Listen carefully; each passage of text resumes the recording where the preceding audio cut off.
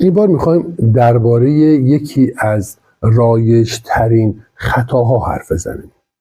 بله، کمالگرایی.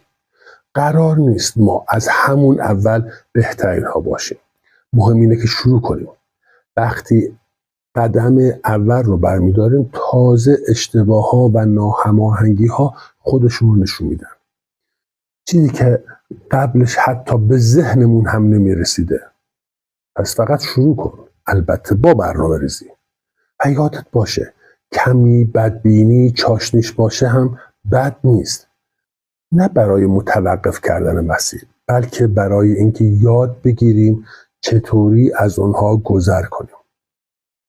بهترین برنامه‌ها و بهترین برندها و بزرگترین آدم‌ها همیشه اشتباه میکنن. اما برنده کسی است که اشتباه‌ها رو به فرصت تبدیل کنه. یک مثال ساده. از باغبون‌ها گردوهای شکسته رو به قیمت پایین ازشون خریداری میکردن. اما اونها این مشکل رو به فرصتی تبدیل کردن، چرا که اونها گردوهای شکسته رو مغز کرده و به قیمت بالاتری فروختن. خیلی ساده است. اما یک فرصت واقعیه. قرار نیست ما تمام مشکلات رو ببینیم و راه حلی براشون پیدا کنیم، بلکه قراره شروع کنیم و در میان راه اقدام به اصلاح طبق شرایط کنیم. به امید دیدار.